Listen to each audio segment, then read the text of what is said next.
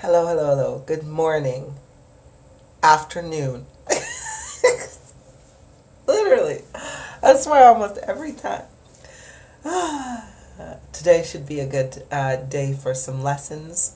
A good day for, well, maybe not like lessons, but discussion. Discussion is the better word. And if you are here watching the replay, we're going to be going through things such as, some of the things that people wish they knew, which was past life experiences, how destructive the spiritual journey can be, but of course, how it comes together at the same time. The cosmic teeter-tottering, here we go, and how to release stuff, and how to do this without physical support. Now, hey there, my sweetheart. Hey, Jared. It's lovely to see you both. Welcome, welcome, welcome. I hope you are having a wonderful day so far, and just generally feeling very good. And everybody else who is joining. Denise, hello, my dear. Welcome, welcome, welcome to everybody. Hi there, Aurora, sweetheart. It's lovely to see you as well. And new faces that I haven't seen before. Welcome. It's lovely to see you guys.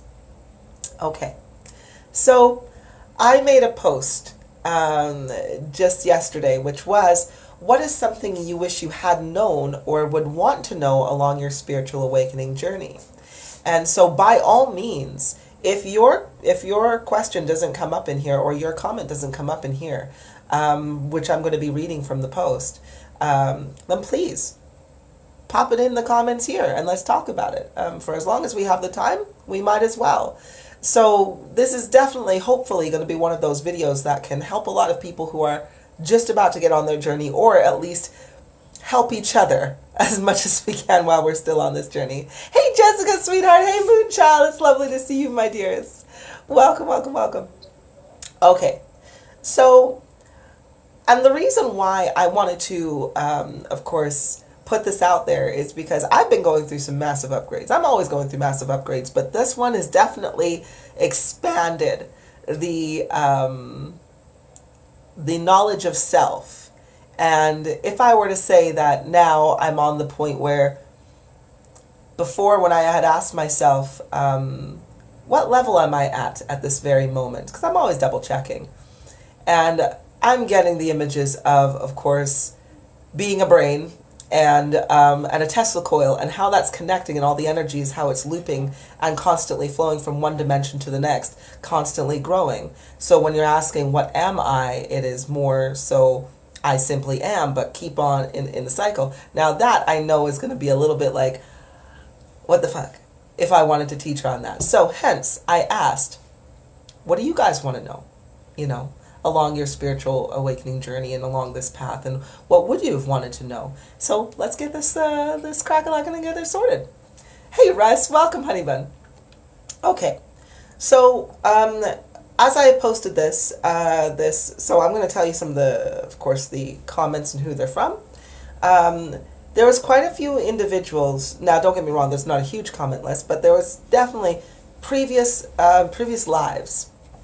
Past lives is something that is incredibly interesting to a lot of people upon their awakening journey. Now, one of the things that I want to talk about in terms of past lives to help the next cycle and generation of those awakening, and for those of you who are watching at this very moment, your past lives, when you're actually looking for the information to assist you along this, first we have to understand, where does the curiosity come from? All right, that's definitely a really important question to ask, because I have a lot of people who want to know about their past lives because they are looking to escape this one. They're looking to find value or validation of themselves within the past versus here and now in the present. Kind of the way you look for, just looking for a way to escape, right? So I would like you to ask yourself, if you are on this awakening journey, you're like, yo, I'm so interested in past lives right now. Why? Because if it is simply to escape this life, to know that, oh, I was an important person back then, or I was, something of relevance to me now, here. if it is to do that, if it is to escape, then I highly, highly recommend you have a look at the present moment at this very moment and wonder why. Why do I want to escape this life? And address those issues here and now. Because oftentimes people will look at their past life and just be like, oh, the reason why I constantly let people abuse me is because in a past life I did it all the time. So that's why I do it here. Which, don't get me wrong, could be a factor in it. But people would abuse you now because you allow them to do it now. So let's try not to shift the blame to the past and keep it here focused in the present. So that's one thing I would say when it comes to past lives. Other previous lives or past lives, though, they can hold a significant amount of information for you, right? Now, don't get me wrong, majority of individuals, we lived regular lives. They were regular, every day-to-day lives. But the point is that you can gain so much knowledge and awareness from those everyday lives. You may not have been important. You may not, like, don't get me wrong, I say not important, but you may not have been an emperor or a queen or a scholar or somebody famous. You may not have been this individual, but don't discount the life where you were simply a farmer or a soldier or a baker, or maybe the life where it's just like, no, you were just a regular average day Joe, but you had a lot of wealth of knowledge, or feeling and emotions and the things that you were going through then and how you overcame them. The lessons then can be incredibly important for today. Right? Hey, Vladimir, sweetheart. Hi, honey. Hope you're doing well. I'm doing well too. Thank you so much, my dear. So how do you actually access these past lives? All right. And that's going to be something, another really, really important kind of thing to go through. You access your past life the same way you access a memory. Right? However, a past life isn't necessarily something that you can recall as easily. So what you need to do is, the more you know about yourself here and now, right, the easier it is for you to access these memories, because what you do is you simply sit and you wait and you listen and you watch. Right? So when anybody asks me to do a past life reading for them, or to find their who they were or what they were, my process is very, very simple. I will simply sit and feel them. As I focus on them, I feel them and their core energy. And I don't go, show me the life from back in the 1500s, or show me the whatever. I don't go like, show me the time this person was a pirate. There's not a specific kind of force to go with it. What I do is I feel them, or I feel myself, whichever one, if I'm doing it for myself or I'm doing it for somebody else. But I feel the energy of the individual, and I allow the memory that is closest suited to their frequency at this moment to come to me. And it all starts with a simple question of, what do I need to know? Show me a past life. And whatever starts to come up, I allow it to happen. I allow it to be processed, and I allow myself to watch it for what it is. Sometimes it can be really, really gruesome. Other times it can be really like serene. Other times it starts in so many different aspects. And when we try to control too strongly what we're focusing on, that's when a lot of people struggle to find the truth in their past life, or struggle to recall the memory as it comes up. So if you are looking for your past lives, and you're just like, I really, really want to know this information. For one, sort out some of the issues that you have on this day-to-day basis, because you do need to have your energy bumped up. When you're going, depending on how far back you're going in the timeline, you need that much energy to get you there. So kind of the same way, like if you want to travel to the grocery store, which is down the road, that would be like accessing a more recent memory. But if you want to remember something from not this lifetime, but another lifetime, and depending on how many lifetimes ago that was, you're going to need to really fill up your tank of gas, because you're about to go across the damn country, right? in terms of travel. So if you don't have enough gas to get you across the country or to get you deep into your memories, into your source, then that's what you need to do first, is bolster that energy first. And you do so by taking care of yourself in this present moment. And, you know, I've said it once and I've said it a million times. Eat clean. Get some exercise. You know, clear out the negative energy. Do your inner work. Understand why you feel the way you feel in the moment that you feel it. All right? Focus on you and honor yourself by always putting yourself first. If you can manage this over a consistent period of time, your natural energy sources will bolster up. And as your natural energy sources bolster up, and you're like, okay, I want to sit and I want to know about my past lives, right? Sit and close your eyes and ask the question. Direct your energy to say, show me. And really make it a command in your energy. Show me. Not can you show me, or maybe, kind of, sort of, not. Show me. And then wait. And allow the images, allow the things to come in, allow the feelings to come. Because that's another thing. If you are also scared of your feelings, or you avoid your feelings or emotion, you're not going to get the accuracy in terms of your past life. Because like I say, that's one of the reasons why I feel you, or I feel myself when accessing a past life, because it is the feeling that is the connection, not right here. It is the feeling. Right here is just processing the information. Right here allows you to understand what you're seeing, but what you feel is what is real, and that is what is going to create, or not create, but bring forth the memory for you to access. All right. But like I mentioned, if you are looking for a status of importance, if you are looking for yourself to be that king, that queen, or that individual that you feel is more important than you are here, you got to do some inner work, all right? Because you are here for a reason, in this timeline for a reason. A very, very, I shit you not, if you are born right now, because clearly you are and you're watching me and I'm teaching you, you are here at the beginning stages of evolution. So this is why it's so important to focus right here, right now. And clear out the past as much as we can, but bolster our energies.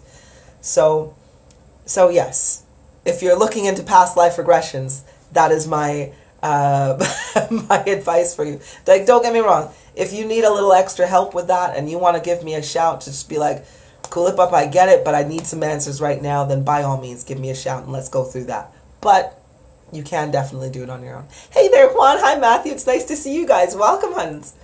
Okay, so another thing, this one comes from Alicia. She says, I just wish I knew it was a thing sooner, rather than thinking I was crazy for so long. Alicia, sweetheart, I totally get you on that. And I know a lot of you watching are also going to get Alicia. Before I woke up to myself, hey there, Gabrielle, it's nice to see you. Gabrielle, it's nice to see you, sweetheart. Welcome. And Joyce, hi, welcome, honey. Thank you very much. You know what I was thinking about Mother's Day? I was thinking, really, every single female is born with like a million eggs. We're all mothers, really, at the end of the day. So, happy Women's Day. I'll put that there. Anyway, but thank you so much, and to all the mums out there, all the women out there, because like I just said, I celebrate you. I celebrate you every day. But, okay, so going back onto Alicia, I just wish I knew it was a thing sooner, rather than thinking I was crazy for so long. So very true. You know, and like I said, I was saying, before I woke up to my being, I thought I was perfectly sane. Perfectly sane. Meaning I paid my tax, I went to work, I paid my taxes, I had the kids, I had the husband, I had the stuff. We went and on, you know, trips every now and then and so forth. I thought I watched the news, I just did everything to the book, crossed my T's and dotted my I's, right? And I thought, yeah, I'm perfectly sane. Now the problem that many people find when they're going through the spiritual awakening journey is not that we think we're going crazy. It's that we are finally feeling the sensitivity of our insanity. Hi there, Alana. And what I mean by that is because when we are so programmed and indoctrinated to only see ourselves from the shallowest perspective of just living, of existence, we do shit that is insane. You know? We do things that self-harm us on a continuous basis. I went to work and worked 70 hours a week on average. Burned myself out. I didn't eat very good. I slept only with the assistance of, pills. I functioned only. I was only able to function on like 3 pots of coffee a day and 4 Red Bulls. You know, that is self-harm. That is self-neglect. That is insanity. Right?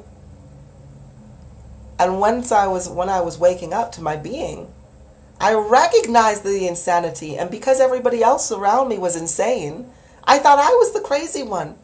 When really, I'm like, yo, when you wake up in this journey, now you are finally feeling your sanity and how insane we were previously with all of the negative fear and shit that we swam in. All right? So, if you are also in the perspective where you're just like, shit, am I going insane? No, you are not. You are gaining your sanity. And another analogy I'll give you is, I want you to imagine being born with 2 arms and 2 legs, right? Which many of us have been born, thankfully, with 2 arms and 2 legs. But now there's something in your brain that said that those didn't exist.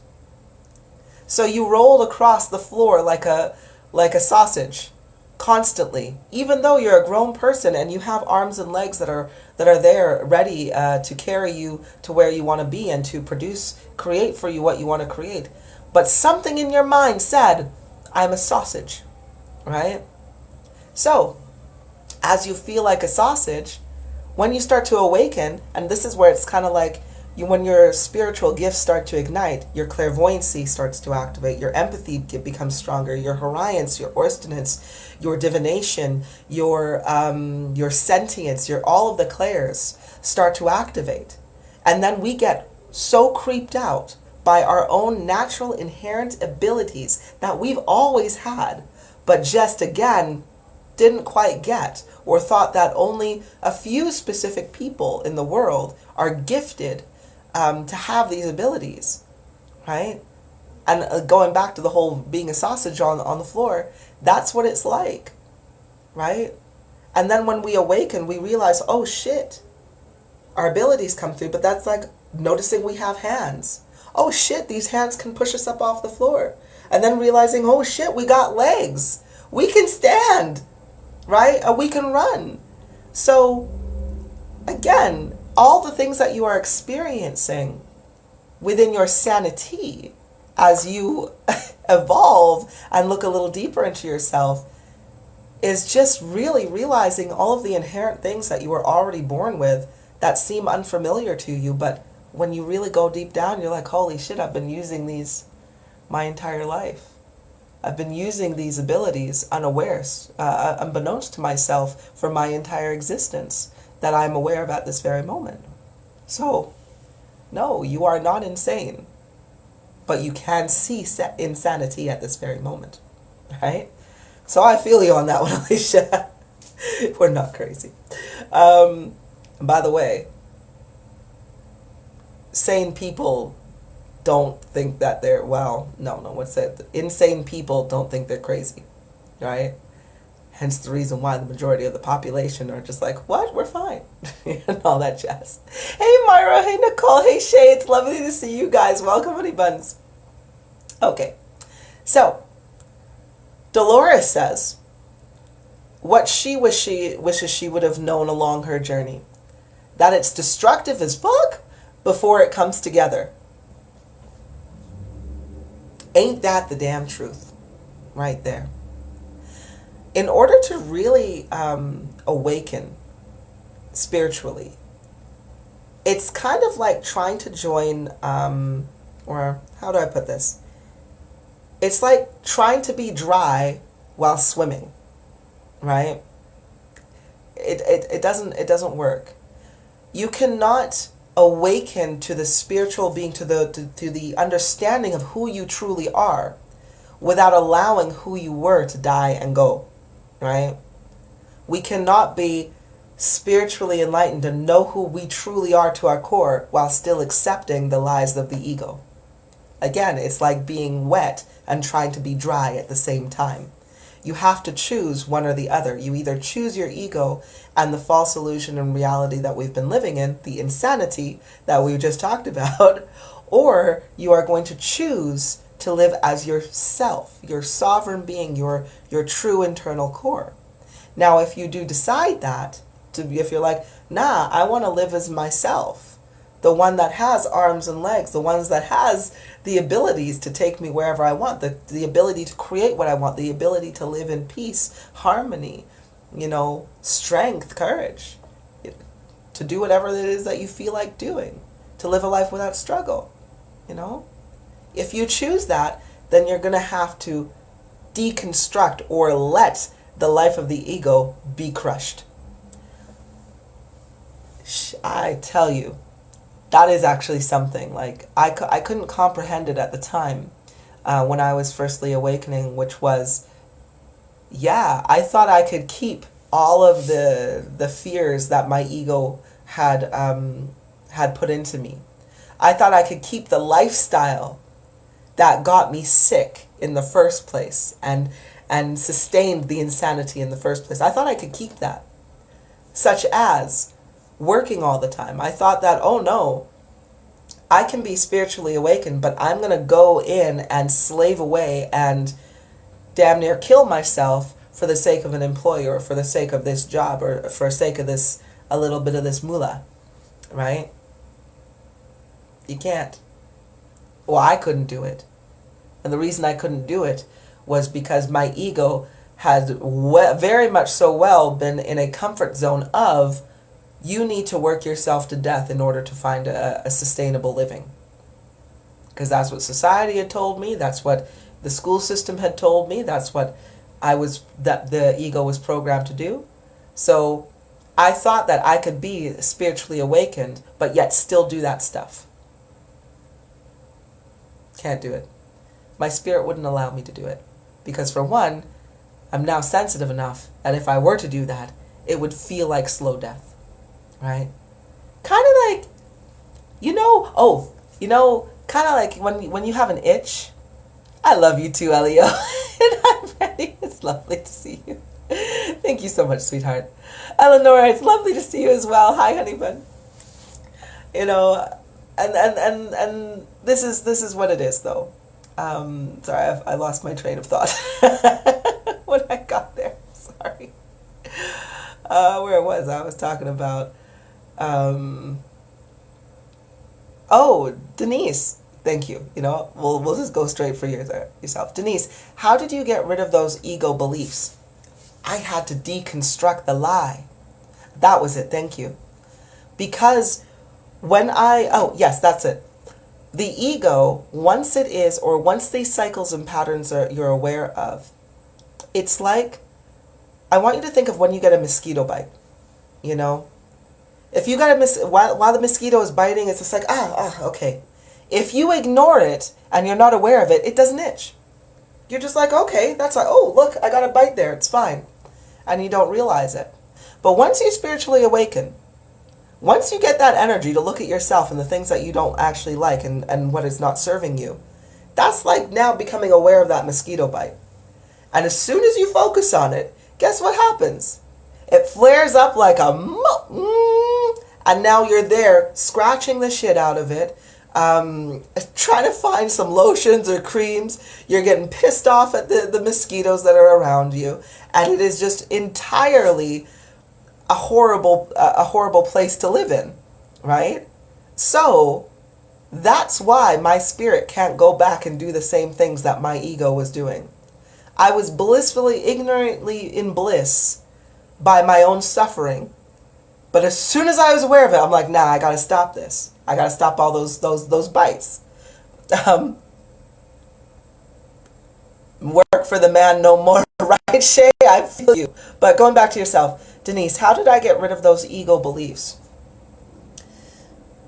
I had to be really honest with myself, right? That was the first thing, because every time the ego would lie to me and say, I have to go do this kind of work to sustain my living. And I asked myself, though, and I had to be honest, I'm like, but do I like this kind of work? And I did. I was so used to lying to myself that I told myself immediately the ego wanted to come in and say, of course, I like being a hairdresser. I like doing those things. But then when I really looked at it, I'm like, but I often wake up in the morning praying I get a text from a client that they've canceled so that I don't have to do their hair, so that I can sleep more, so that I can so I can take care of myself, you know? I woke up like that. So then I had to ask, like, well, if that's the case, do I really want to do it? And the answer was no. What I did enjoy about what I did, though, was the communication, was the talking, right? So slowly but surely, that's how I got rid of the ego's lies.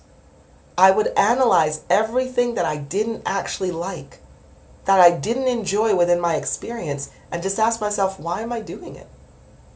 Is there no other way in the universe that I can get the same result done? Is this only the way that is happening? And the answer was no. Because if I was really honest, I'm like, no, there's plenty of other ways to do the things and to gain the things that I want, you know, without putting myself in harm's way first. So I did inner work. And for Denise, I definitely recommend, and if there's anybody else who's just like, yeah, but how do I start that? I have my step-by-step guide to inner work on YouTube. So if you go into YouTube and you just type in Cool Up Source Truth, my channel will come up. And it's one of the, I think if you scroll down to like the second or third kind of bit there, you'll see that. And so I highly recommend, if you need help with this, go watch that video. Get your pen and paper ready and start to analyze your feelings and your emotions and how you are processing them, you know. And you'll find that, like I say, step by step, you will get there, and you will start to slowly break down the ego and realize, wow, this is such bullshit, you know, and start being yourself. Because that's the only thing that happens. When the ego is gone, what's replaced is you, you know. You just start to, once it's not covering yourself, you start to come out. And that's when you have to learn to be yourself, within all the power and all the might that you have. Because that's what the ego does. It suppresses the true power that you are, right? Once you get there, it's good. But yes, for Dolores, I totally get it, though. It is very destructive. But when you do start being yourself, it does come all back together. And you realize, wow, I can live life free. I can live life in serenity, in peace, in abundance. You know, will there never be another struggle again? Of course not. There's always going to be trials and tribulations, but definitely not like what it was. The biggest lessons I go through now are the ones where I need to just take better care of myself, right? Or allow myself to come out even more or express more, which is a hell of a lot better than having to work 70 hours a week to kill myself for some pennies, you know? Screw that. Okay. And my pleasure, my dear. My pleasure. Okay, so the next one is from Iona. And by the way, like I said, if you have things that you want to list, that you are also like, I wish I knew about this or so forth, pop it in the comments and we'll go through that too. So yeah, it doesn't have to all be from here. All right. Next is Iona. She says, how is our source codes connected to the zodiac signs? If everyone has a zodiac sign, then how is not everybody with a source code?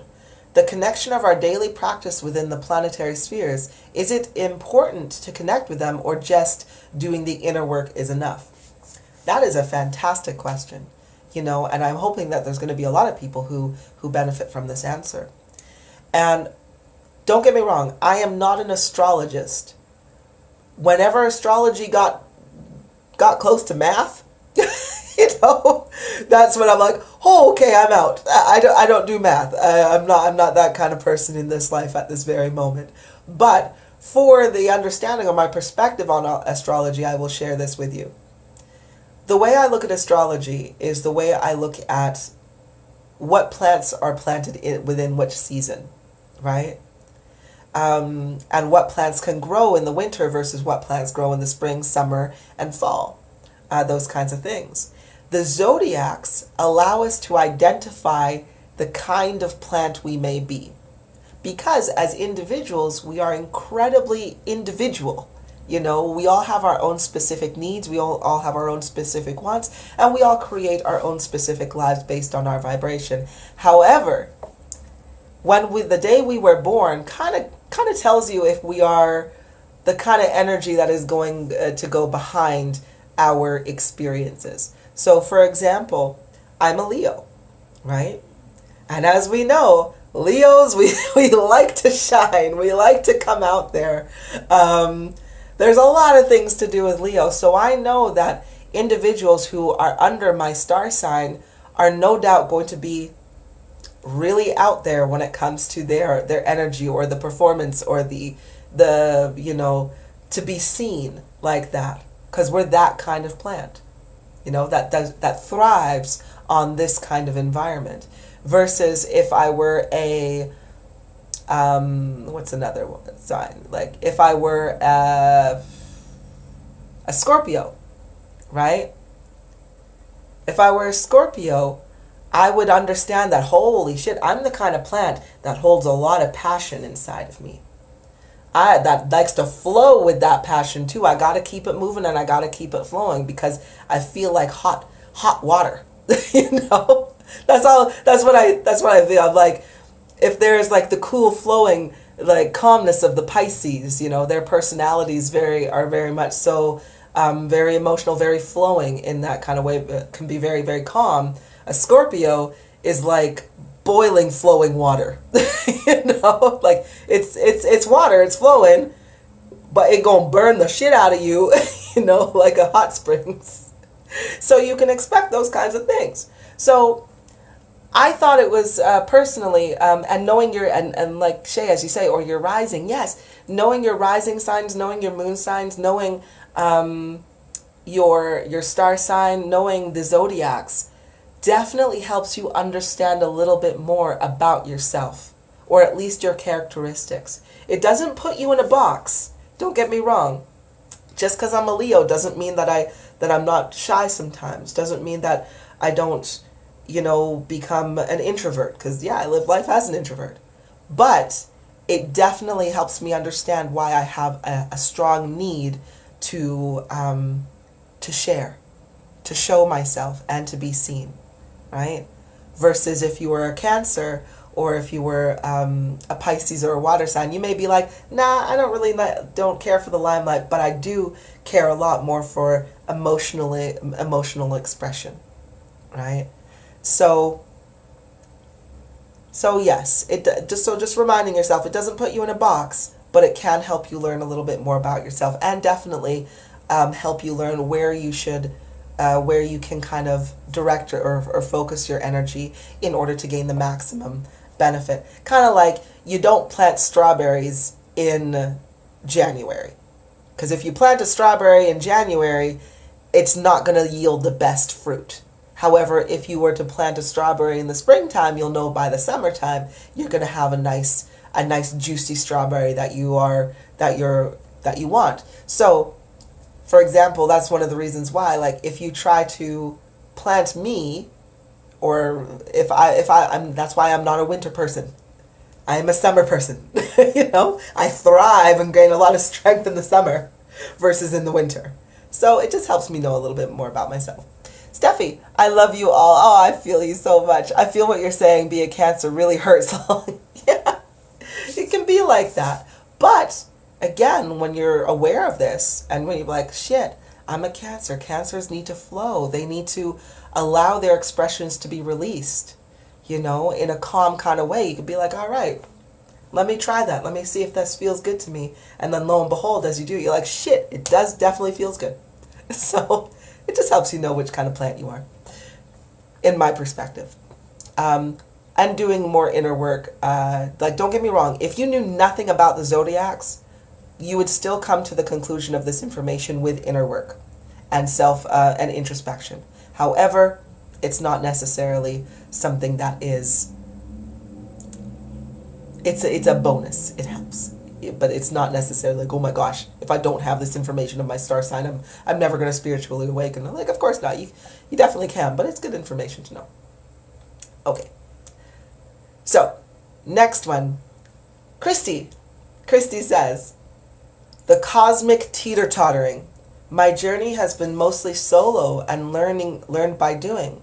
I wish I had known to create structure around my spiritual practices and created opportunities for balancing the extremes. She got a point. Spirit called it the pendulum. Source said it's all about balance, nothing to do with judgment. I also wish I had known to study about the experiences I've had with the gifts as they came online. I wish I'd known to dive into them as they showed up, but I was told no gurus and don't get too attached to teachers. Spirit said, don't get attached to any modalities or rituals, not even my own. So I'd abandoned rituals after a while and seen what happened. There are some I go back to, but really no structure to it. That was an excellent point from Christy, right? Because it's really, it can be spirituality in this awakening journey. It really does need balance. Kind of the same way that the ocean, right? The ocean is just a body of water. You can scoop it up with your hands. You can flow it. As we know, water flows. If the wind is strong enough, it'll push it this way and that way. So you could be like, there's no solid structure here. But at the same time, on a grander scale, the ocean is very structured. It has the top currents, the warm currents versus the cool currents. It has the storminess on the uppers and the calmness of the lowers. And it's constantly in the same motion throughout our existence here as humans on the planet anyway. It has been continuous. So there's a lot of structure to something that doesn't hold a structure at the same time. We are very much so the same when it comes to our abilities. So as Christy was pointing out there, to have structure around your spiritual practices and your spiritual abilities, I agree. One of the ways that I structure myself around my spiritual abilities is I'm constantly in awareness of them, and I use them on a regular basis. I don't limit myself as to how I use them. So I don't go like, okay, right now I'm doing only clairvoyancy trading. I did at one point, don't get me wrong. But the more you go, the more you flow, you realize, oh, that doesn't work kind of the same way. So I suppose what I'm trying to say here is the structure that we can hold within our spiritual awareness and practices is more consistency. When we give ourselves consistency to allow the flow to happen wherever it wants to go. So for example, if my clairvoyancy came online or downloaded and now I'm starting to see a lot of images, all right, I'm just going to consistently allow these images to flow, allow the current to formulate itself and do what it needs to do. And if I envision something that seems really important to me, that's when I'm going to look into it a little bit deeper. Otherwise, I'm going to let the ability flow and work itself into its own harmony, right? Creating balance. If my empathy starts to kickstart really strongly and I'm like, how do I find balance with this? I'm just going to consistently use it. I'm going to consistently honor it at the same time for whatever it wants to be. So if I am becoming incredibly sensitive and my empathy is now absorbing so many people's negative energy and it's making me feel so freaking down, right? What I would do in that moment is pretty much just allow it to flow in, but then also analyze it. Just be like, how do I feel? And consistently doing this. Is this me? Because I am aware that I absorb people's energy. So I'm going to ask, is this me? If it's not, all right, I'm going to return it, or I'm going to try to utilize it through more discovery and so forth. That's another lesson. That's why I got those empath training lessons. However, if it is, I'm either going to give it back or so forth, but if it is my own energy, then I'm going to address it through inner work. But I'm going to do this consistently. Not going to stop the energy from coming in or doing what it needs to do. I'm just going to consistently process it and allow it to flow. Imani, can your abilities be taken away from you from others? No, they cannot. That's kind of like saying, can another person take your own heartbeat? No, well, don't get me wrong. If you were murdered or if you die, then yes, they can be, but that's just clearly mortality there. But otherwise, as long as your heart is still beating, your abilities are your own. However, you can shut them down.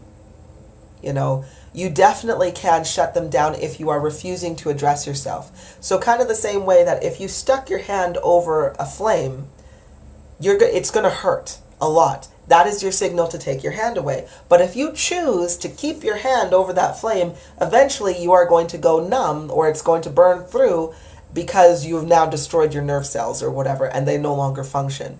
So you can lose your abilities temporarily. I'm going to say temporarily because you can always heal.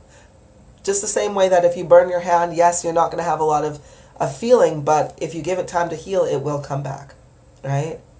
So that it's really about your own self-care. For example, your empathy. If you continuously ignored your empathy, like for example, you absorbed a lot of people's emotions or so forth, and it hurt you, or you are living with somebody who is narcissistic or abusive, or you're just taking a lot of abuse from other people, and you continuously ignore how bad that feels. That's like ignoring the pain on your hand. If you're ignoring that, then what will happen is you're to say Happy Mother's Day. But so you're gonna numb out, right?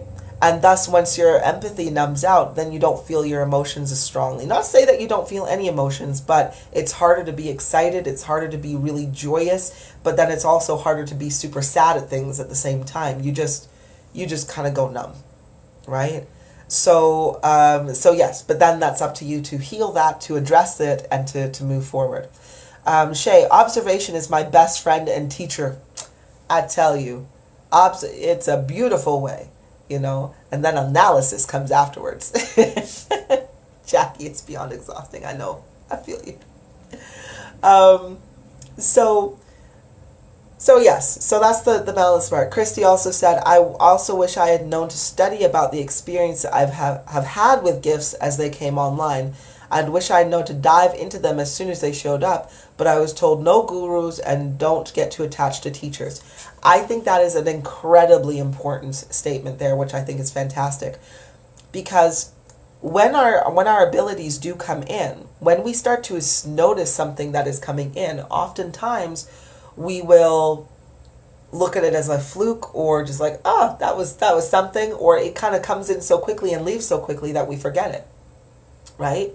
But it's kind of like the way these abilities work, the way the downloads work is you have so much within your source code and your arsenal, right, to experience life in. And it's up to you to use it. However, if we don't use it, our energy deems it not necessary. So kind of same way that this is with anything with evolution. If there is a part of our energy, or if a part of our existence that we have inside of us or internally or upon us that we don't use, our vessels will naturally get rid of it.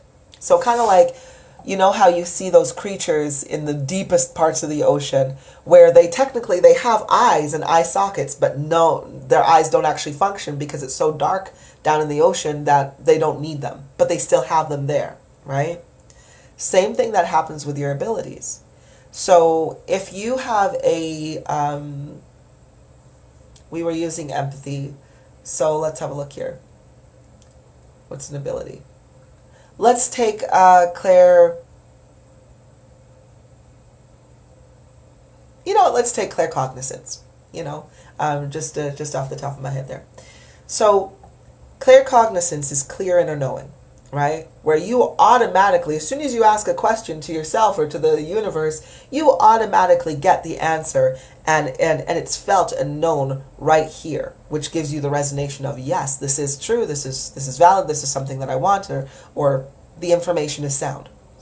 However, if you as a new awakened individual are getting the cognizant downloads or the upgrades to your DNA, meaning that you're getting a lot of information come through, and at times that can be really noisy, right? Really, really noisy.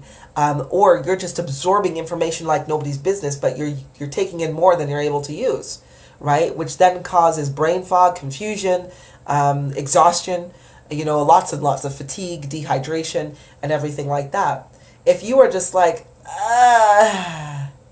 I'm not going to work on this, then what happens is, instead of your vessel becoming more sensitive to attune to that frequency that is the most optimal form of your claircognizance, you instead start to formulate a comfort zone within the noise, right? So kind of like, if you are naturally, your body temperature is naturally really, really warm, and you go into a slightly hotter room, you start to adapt to that harder room versus either going to a warmer place or a cooler place, right? To find your comfort level, you just kind of start to, I hear a lot of stuff in my head. I'm going to now drown it out with pills, or I'm going to now go to a therapist who's going to tell me you need to take some whatever medication that is going to drown this out. So, and the more we drown it out, the more we don't develop it, and then as we grow, it just kind of gets weaker, or it is more lost. A lot of people do this with their clairvoyancy, especially when they're children. How many of us were just like, wow, I used to have such vivid dreams as a kid. I used to see things. I used to talk and communicate with things. But then as an adult, you're just like, I've not been able to dream for years. I can't remember any single thing. Like, I don't meditate. I can't see anything. It's hard for me to retain information. It's hard for me to visualize or see things. And that's because at some point when you were a kid, when your ability was growing and activating, you were no doubt told, that's not real. Like, what you're seeing isn't real. Like, oh no, that's just all imagination. It's not real. It's in your head or whatnot. And thus we get used to the images but suppress them, and eventually our clairvoyancy gets weaker until we're now here as adults going, shit, I want to formulate this once more time. Right? So yes, I definitely do advise that if you do have an ability, or if you do start to feel something coming in, look at it and just try to understand a little bit. Not stop it, but just understand what is going on. If you are starting to get a lot of visions, and sometimes they are scary as shit. They can be very, very scary. And then it'd be like, all I'm getting is nightmares. Try to understand where they're coming from. And this will help you to progress onwards that much further, right? Because you can only see the darkness for so long before the light shines through, right? Just like you can only be in nighttime for so long before the sun rises. That's the flow of the energy and how it goes, right? So the longer you avoid seeing the darkness, the longer the darkness stays. But if you're allowing it to flow, the light comes back, right? Jackie, oh, Steffi, so many solar flashes. Yeah, I feel you. It's exhausting. Jackie, parents had me in meds extremely young. Finally went off everything a few years ago. Ah, well done. Well done, and congratulations, my dear. I know that is so, so very hard, and it's sad because so often it's just who we truly are coming out. I thought I was crazy when I was a kid, and when I was in my early 20s and so forth, because I would see the shadow people and I convinced myself, They're just night terrors. They're just night terrors. I'm overworked, I'm stressed, and that's what it is. Just take a sleeping pill. Take an allergy pill, take some sort of pill to suppress this and make it go away. And only when I woke up to my spiritual self, I'm like, oh, snap. I'm highly empathic, clairvoyant, cognizant, and all this and that. And no wonder I'm seeing things, because that's just normally what I was doing. And when I was a kid, that's what I was doing too. All organic, all natural. That's my girl. Well done. I feel you. Don't get me wrong. Inflation. Anyway.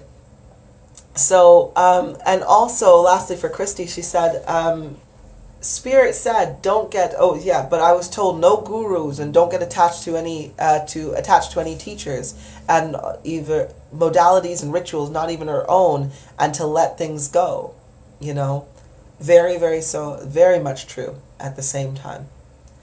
Because the same, that part in Pocahontas where it's like, she's just like, the thing I love most about rivers is you can't step in the same river twice.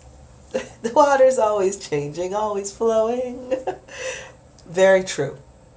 And that is why it's very sound. Her spirit was telling her, don't get attached to a specific person or a specific teacher, because you are always changing, you are always flowing.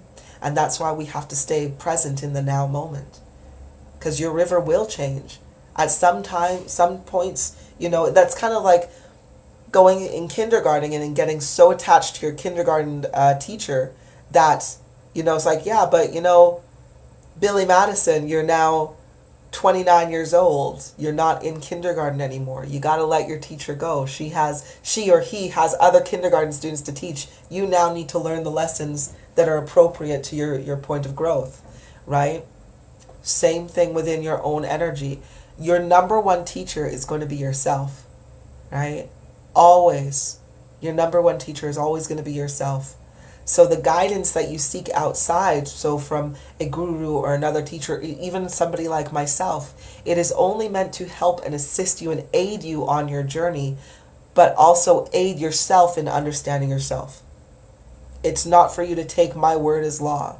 It's not for you to take a book as law, as that this is the only thing that is there. Of course not. If my words help you today, wonderful. I hope it gives you the drive and the power to go deeper into yourself so that you can learn even more about yourself. But please, she's right, don't get attached to a guru. Don't get attached to a teacher. Your own rituals, your own modalities that you have, you got to be willing to let them change. I had a ritual when I was a kid that every day when I came home from school, I would immediately want butter and hot dogs. I had to change that, clearly, because for who I am now does not vibe with butter and hot dogs. So even at the very beginning of my spiritual awakening journey, I used to constantly ground my feet in sand. I would drive 2 hours to the beach to get sand from one of the Great Lakes or from the beach there, because it was sitting there absorbing energy all day. And I would take it home and I'd fill it in my tub and ensure that during the winter months that I could still go and ground my feet in sand. And I would do this, and I would sun gaze, and I would do my morning yoga and follow the same routine, right?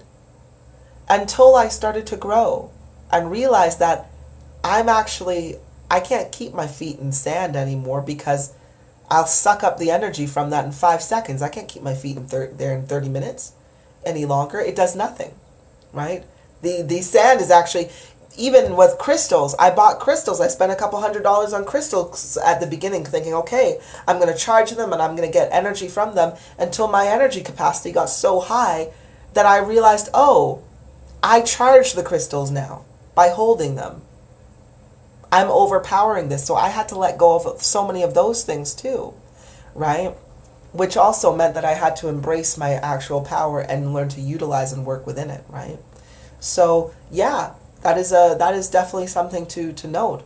Be free to let things go. You got to. right? That's what growing is.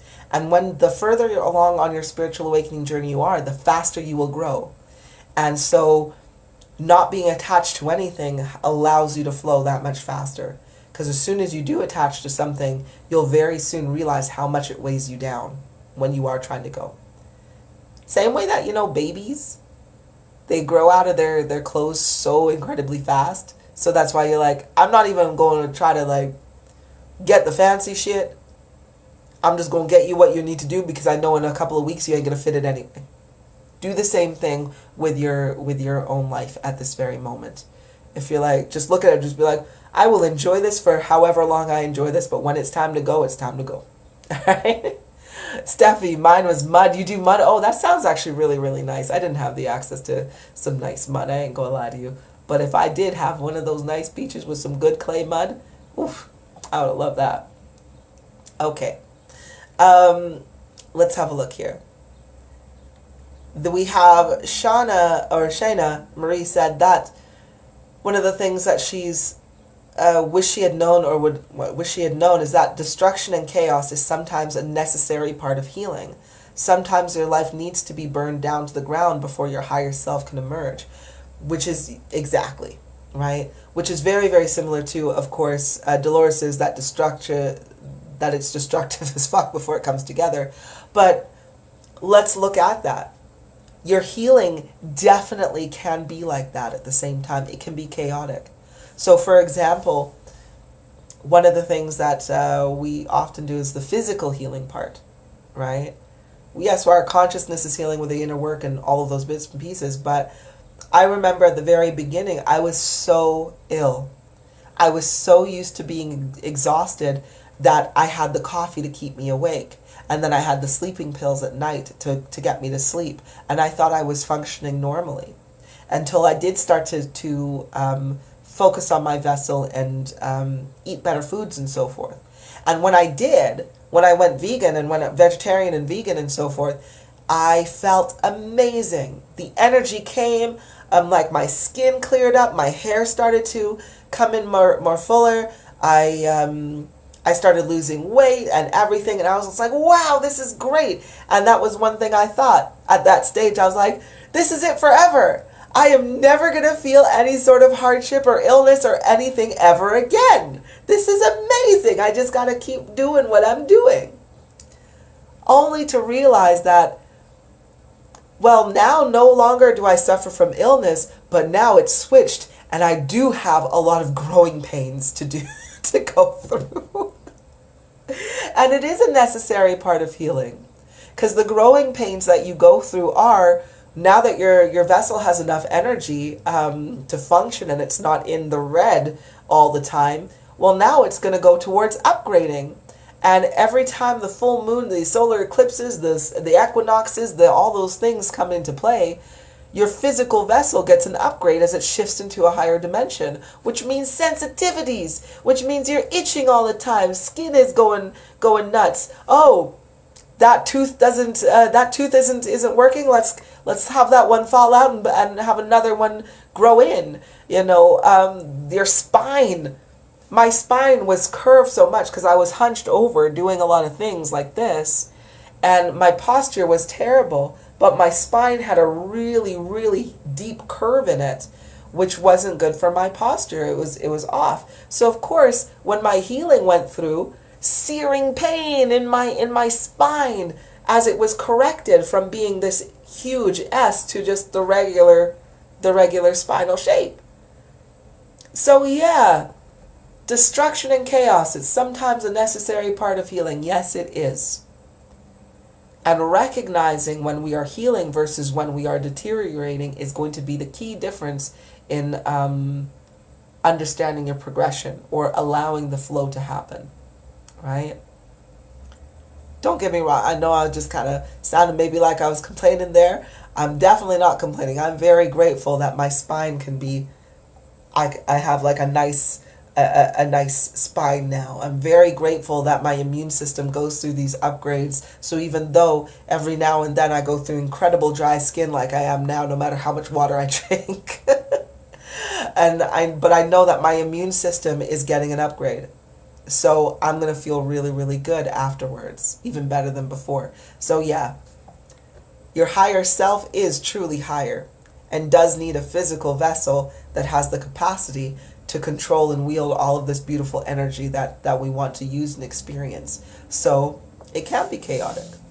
And then in order to achieve this as well, it does sometimes mean that you're going to have to give up your entire life. You know, I can't work around chemicals no more. Can't do it. I can't work around miserable individuals that are stuck in their cycle. Well, technically I could, but not in an office job. I could do so as a healer. And that's it. Okay. Lastly, last one, I know we've come to the end of our session here, but last one was from the beautiful Jackie, who said, how do we do this without physical support or any real friends, and how to get guidance or even just someone to talk to without having to pay every single time, and how to get out of being homeless? This is something that is really tough for a lot of people upon their journey, is when the isolation starts. Is feeling like you don't have anybody around because all of your friends that you used to talk to, you no longer vibe with. You can feel their toxicity from a mile away and you're like, no, it's not my cup of tea.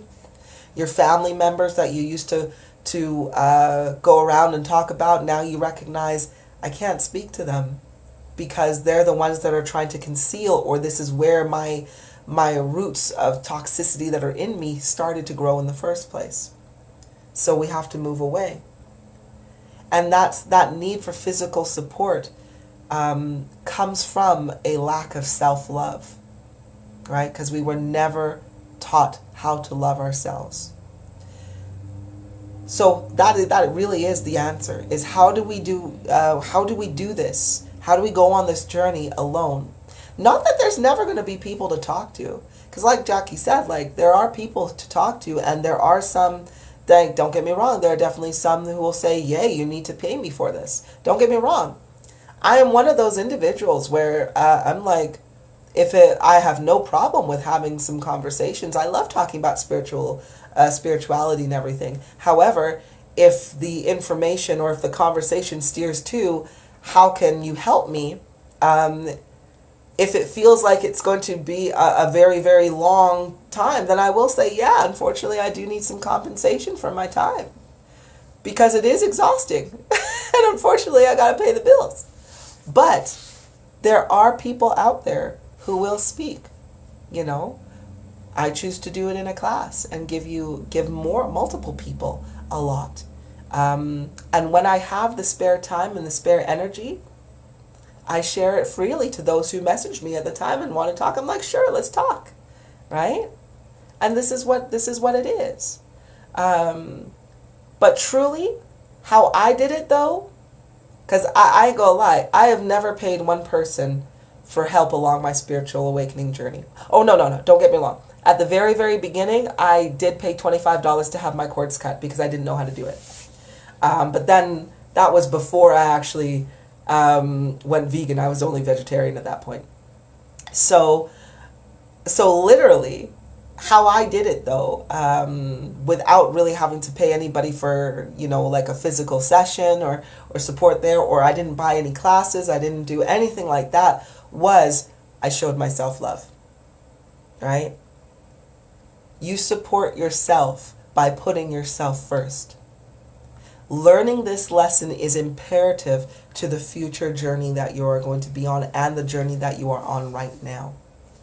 If you do not give yourself enough self-love, then yes, it is incredibly difficult to be along this journey, right? Because it means that you are going to try to find love or love energy or growth energy outside of yourself, which is a shit ton more difficult, a lot more time consuming, and it takes a lot longer because we are self-generators of energy.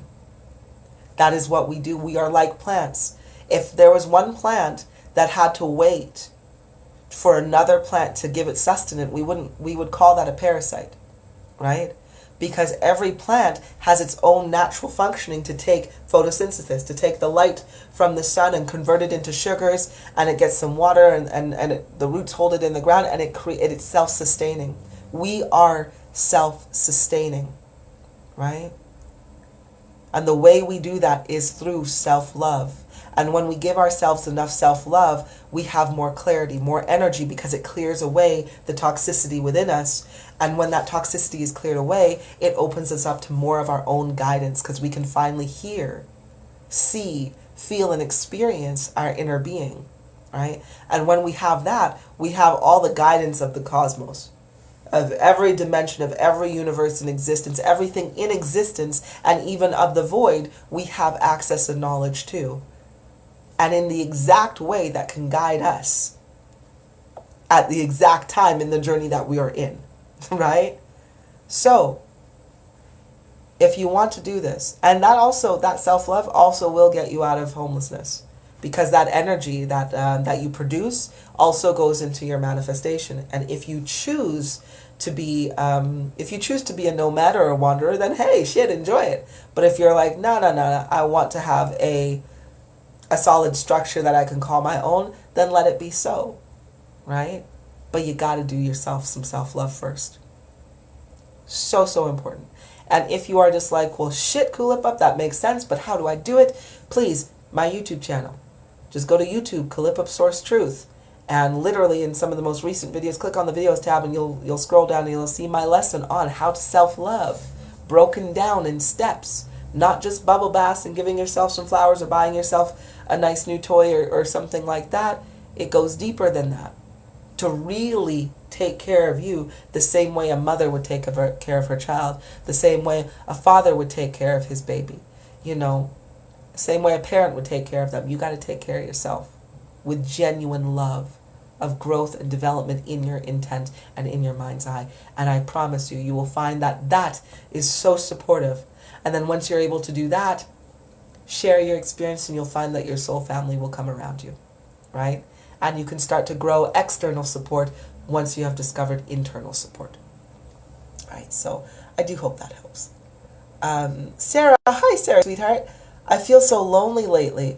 A lot of things and people draining me. Oh, we love you too, sweetheart. Self-love. I will say that until I'm a repeated broken record. I don't give a shit. Because it's what saved me. So I can only advise that it definitely helps.